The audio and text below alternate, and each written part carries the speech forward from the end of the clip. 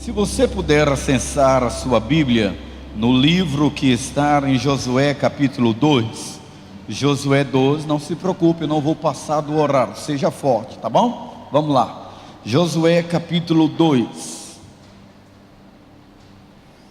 É uma história muito bonita essa história. A história de uma oportunidade que eu e você, todos nós, aspiramos. Josué capítulo 2, diz assim a partir do versículo 1: Então Josué, filho de Nun, enviou secretamente de Sitim 2 espiões e lhe disse: Vão examinar a terra, especialmente Jericó. Eles foram e entraram na casa de uma prostituta chamada Raabe.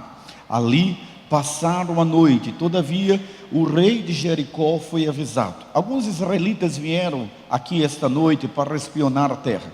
Diante disso, o rei de Jericó enviou esta mensagem a Raabe: Mande embora os homens que entraram em sua casa, pois vieram espionar a terra. Mas a mulher que tinha escondido os 2 homens respondeu: É verdade, os homens vieram a mim, mas eu não sabia de onde tinham vindo. Ao anoitecer, na hora de fechar a porta da cidade, eles partiram. Não sei para onde foram. Corram atrás deles, talvez os alcancem. Ela, porém, os tinha levado para o terraço e os tinha escondido sob os talos de linho que havia arrumado lá. Os perseguidores partiram atrás deles pelo caminho que vai para o lugar da passagem do Jordão, e logo que saíram, a porta foi trancada. Antes dos espiões se deitarem, Raabe subiu ao terraço e lhe disse: Sei que o Senhor deu a vocês esta terra. Vocês nos causaram medo terrível, e todos os habitantes desta terra estão apavorados por causa de vocês.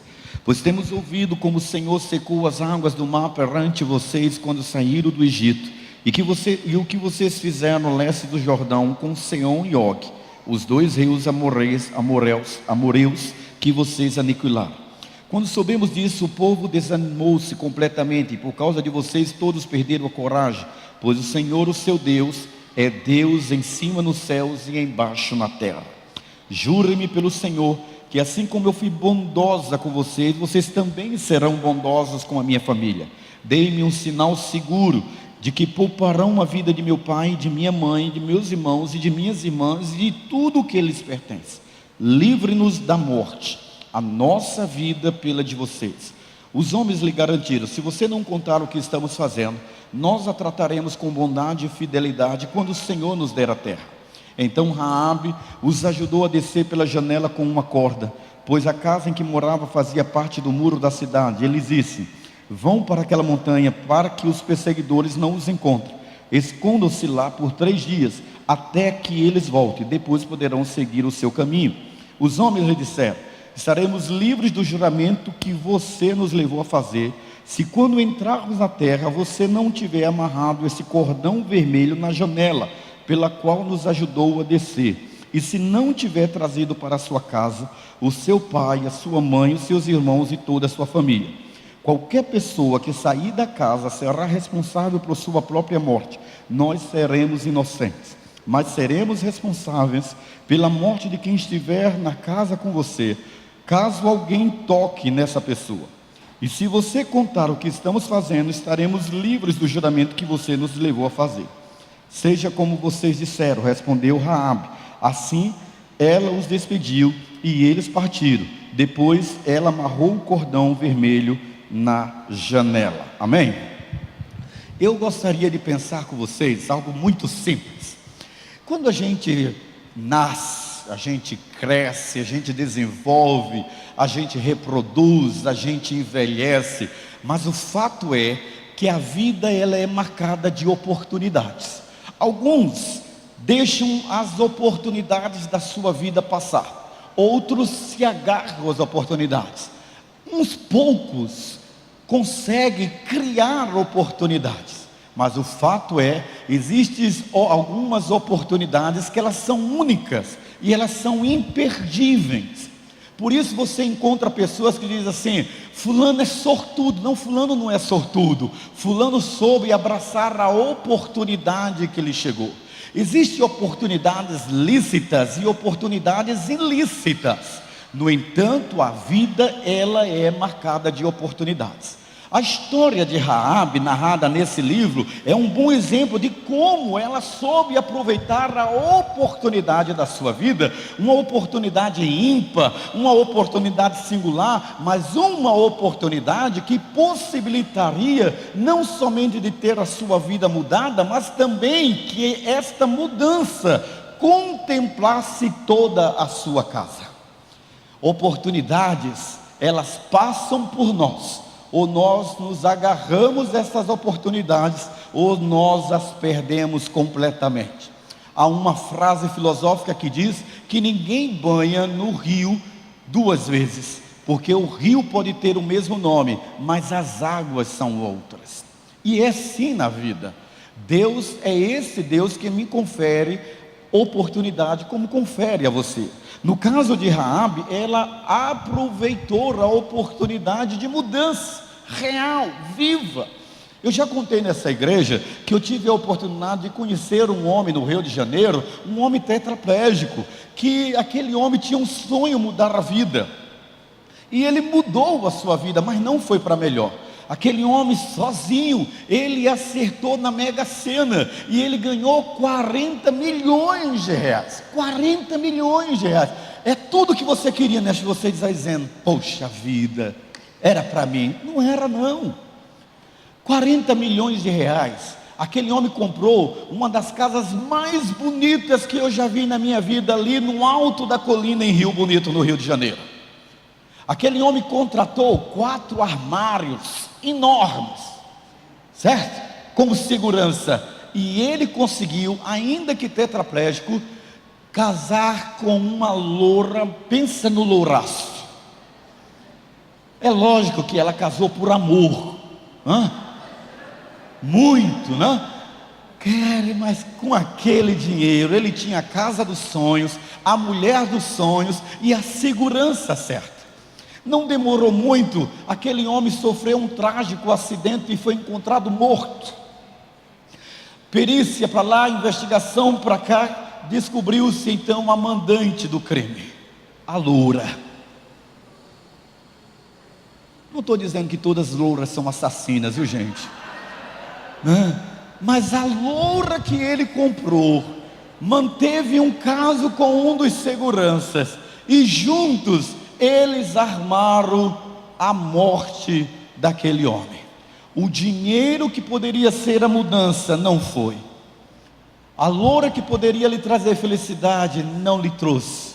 A segurança que ele precisava ter, ele não teve. O texto e o contexto de Raabe mostra que a presença do povo de Deus causou medo e profundo pavor nos habitantes daquela região. Eles estavam em total desespero diante da fama do povo de Israel. Raabe reconheceu essa situação quando ela disse: temos ouvido que o Senhor fez a vocês, como Ele secou as águas do Mar Vermelho diante de vocês. Bem sei que o Senhor deu esta terra a vocês. Raabe entendeu, e nós precisamos entender que a fé não é transferida para nós por osmose. A fé, ela está no campo da experiência, é o conhecimento empírico. E se nós queremos conhecer a Deus, precisamos conhecer pela fé, e a fé vem pelo ouvir. Todos esses acontecimentos a levaram a tomar a atitude de esconder os espias. Essa mulher, ela resolveu tomar uma decisão contra os rumos naturais do seu povo, da sua cultura e da sua etnia. Então ela olha para aqueles homens e vê neles a oportunidade para garantir a plenitude da manifestação da vida. Querido, vida não é o que o homem natural tem. Vida não é a nossa capacidade de respirar, de comer, de dormir, de trabalhar. Vida não é somente o campo biológico, não é somente o campo da física. Vida é quando todo o nosso ser, de forma holística, plena, é capaz de entender qual é o propósito da minha natureza de existência. Por que eu nasci? Para que eu vivo? Compreender essa plenitude nos faz entender que um dia nós estávamos como Raabe, sem esperança. Mas os acontecimentos mudou toda a nossa história. Todos nós que estamos aqui, a minha vida ela é decidida a partir do entendimento, da composição dos elementos que constituem a natureza da minha fé. A natureza da minha fé não é aquela que eu herdei do meu pai e da minha mãe. A natureza da minha fé não é aquela que eu herdei da religiosidade doméstica. A religiosidade doméstica não me confere o teor e a plenitude da graça de Deus. A graça de Deus só se manifesta na minha e na nossa vida quando nós temos uma experiência própria e única com o Deus Criador de todas as coisas. Eu sou cristão. O que prova que você é cristão? Eu creio em Deus. O que prova que você crê em Deus? Raabe, ela traz uma experiência clara para nós. Ela não podia perder a oportunidade de mudar a história da sua vida. E ela foi contra todos os riscos, contra todos os elementos da cultura. Ela seguiu a inclinação do seu coração. Ela permitiu que num lapso de bom senso e de memória, ela entendesse que a manifestação da pessoalidade do Deus de Israel, era um Deus que estava colocando terror e temor no coração de todos os homens que tinham que enfrentar a nação de Israel. Oportunidade única, você só tem em Deus. E se você acha que o seu casamento é o elemento que vai mudar a sua vida, você está enganado. Senão nós não teríamos o índice de divórcios que nós temos. Quem muda a sua vida é quem foi capaz de dá-la, Deus. A segunda característica dessa experiência de Raabe é que ela aproveitou a oportunidade de reconhecer a ação de Deus na vida do seu povo. Raabe reconheceu a atuação na vida do povo de Israel mediante todos os acontecimentos que sucederam, desde quando eles saíram do Egito até toda a caminhada do deserto. Eu não sei você, mas talvez você pense assim: depois que fulano entrou para dentro da igreja, dentro da religião, tudo mudou. Não. Deixa eu dizer uma coisa para você: a religião não muda ninguém, nem a pessoa tornando-se cibapense muda. Não é nada disso. Eu não conheço uma instituição, não conheço igreja, não conheço instituto, não conheço nada que vai mudar você. Agora, a diferença de Raabe não. No Salmo 127 diz assim: quando o Senhor restaurou a sorte de Sião, ficamos como quem sonha. Entre todas as nações se dizia: grandes coisas o Senhor tem feito por nós. A Bíblia relata, querido, atos de que as autoridades viram a intrepidez e a coragem de Pedro e João. A história é marcada quando a gente reconhece a ação direta de um Deus que quer agir na minha e na sua vida. E a história toda é marcada de homens assim, homens que são capazes de experimentar a performance de um Deus que quer entrar em mim e em você. Quando eu era mais jovem, tinha um pregador chamado Nilson do Amaral Fanini, e eu ficava como seminarista intrigado. Porque quem conheceu o pastor Nilson do Amaral Fanini, ele não era um teólogo complexo, ele não era um teólogo de uma elucidação teológica que fazia nos pensar. A mensagem do pastor Fanini, como a mensagem do pastor Billy Graham, como a mensagem do pastor Miqueias da Paz Barreto, que são uns 3 ícones que nós conhecemos dos últimos pregadores batistas do século 20 e 21, eu entendia, ficava fascinado, como que multidões se rendem ao apelo do pastor Fanini. O pastor Fanini tinha uma mensagem simples e clara, ele dizia sempre a mesma coisa nos seus sermões, e aquilo me inspirou profundamente no meu coração, dizendo: ninguém te ama mais do que Deus, e ninguém pode mudar o seu coração além de Deus, e ninguém pode lhe dar uma oportunidade maior do que a oportunidade que Deus lhe dá. O exercício e o desafio para nós é abraçarmos essa oportunidade ou rejeitá-la, em detrimento da cultura, em detrimento da tradição. Pois em detrimento da tradição e da cultura, às vezes a gente deixa passar a oportunidade que seria capaz de mudar a nossa vida e a vida de todos aqueles que nós amamos. Por isso o texto sagrado é sempre cercado de uma expressão única. Quando Jesus curava um enfermo, quando Jesus curava um doente, ele nunca dizia: a tua fé te curou, a tua fé te curou. Ao contrário, é sempre a expressão: ele curava um leproso, ele curava um enfermo e ele dizia: a tua fé te salvou. Sabe por quê, queridos?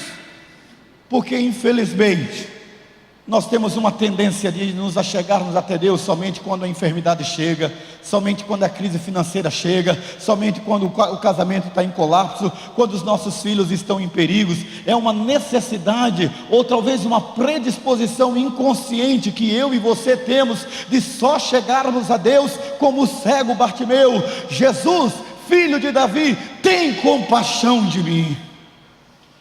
O melhor é que não importa a situação, Ele nos atende e Ele nos chama para que nós abracemos a oportunidade única da nossa vida. O caminho do homem é dividido só em dois braços: ou ele anda com Deus, ou ele anda sem Deus. Não é um caminho de religiosidade, é um caminho de relacionamento com Deus. E agora Raabe é desafiada a isso. Aproveite, querida, a oportunidade e faça como ela: reconhecer o agir de Deus em todas as circunstâncias e história da sua vida. Nada acontece por acaso, mas Deus, por sua infinita graça, vai operando na nossa vida e mudando completamente a nossa história. Raabe aproveitou a oportunidade, não só de mudança da sua vida, mas também de reconhecer de que não existe multiformes, não existe multifacetas de Deus. Deus não departamentalizou a sua divindade, Ele não socializou a sua identidade de Salvador com outros nomes. Atos capítulo 4 diz que não existe nenhum outro nome debaixo do céu ou em cima da terra pelo qual importa que nós coloquemos a nossa fé nele. Você pode até ser devoto, você pode até ter fé desde criança, mas se a sua fé não é centralizada em um único nome, aquele que é sobre todos os nomes, você tem tudo menos fé. Você tem crença, e eu tinha. Crença é a minha capacidade de acreditar em A, B e C. Fé é quando a gente deposita naquele que é sobre todos os nomes, e esse nome é o nome de Jesus. Por isso o texto sagrado diz que Raabe aproveitou a oportunidade para propor um pacto que salvaria toda a sua família. Olha que maravilha, é tudo o que nós queremos. O texto sagrado diz que, por outro lado, é importante perceber que a salvação da minha e da sua família estava condicionada à obediência. E é por isso que o texto sagrado diz que as exigências fossem cumpridas para que a sua família estaria salva. Ou seja, era preciso que todos estivessem em casa e colocassem um pano vermelho. Eu quero forçar de forma exegética, talvez os teólogos me batam demais, né, no que eu vou dizer, mas eu quero fazer um paralelo entre aquela faixa do pano vermelho com o ato da aspersão do sangue de Jesus nas casas dos israelitas por época da morte dos primogênitos do Egito, e também com o derramamento do sangue de Jesus. Que tudo aquilo tem muito a ver com a oportunidade que Deus dá a mim e você. E quando nós entendemos isso, entendemos que tanto a história de Ruth, como a história de Esther, como a história do carcereiro, como a história de outros homens, querido, olhe para mim, seja forte que eu vou dizer: a Bíblia, ela é formada com relatos biográficos de homens e mulheres que deram um passo de fé, assinaram um pacto com Deus e foram capazes de abençoar e deixar um legado para a sua descendência, dizendo: eu e a minha casa serviremos ao Senhor. Não existe outro meio de você abençoar a sua família, senão se aliançar com Deus. Você pode ter o melhor concurso, você pode ter as melhores condições financeiras, você pode dar a melhor faculdade para o seu filho, as melhores escolas, a melhor casa, o melhor carro. A Bíblia diz: não ajunteis tesouros na terra, cuja ferrugem corrompe e o ladrão rouba. Juntem tesouros do céu. Deus espera isso de mim. Eu não quero que o meu filho me veja como um grande empreendedor, eu quero que o meu filho me veja como um homem de Deus.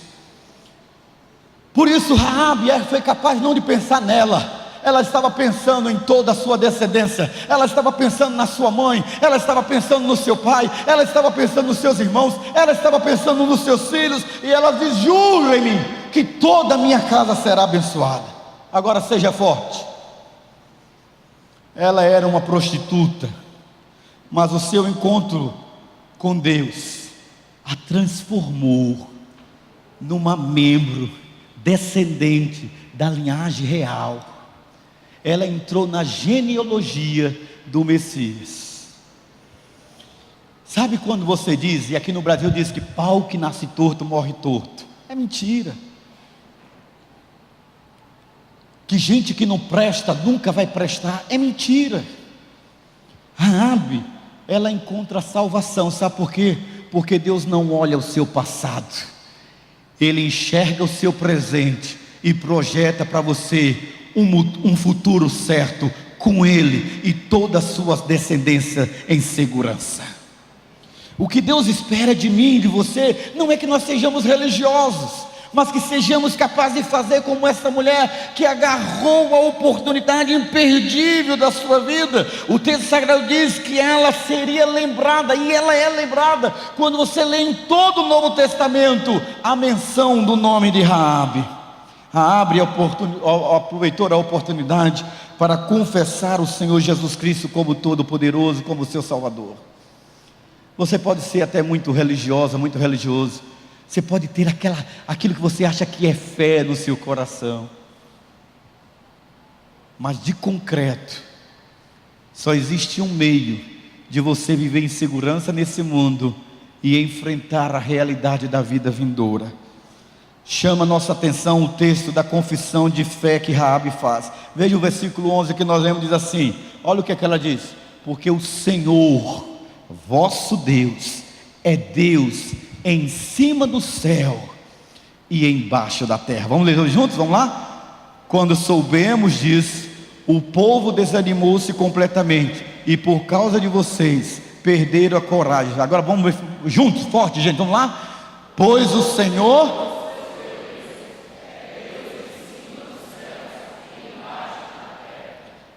Não existe outro Deus, e esse Deus, Ele espera que nós tenhamos uma atitude. Só foi com a atitude de Raabe.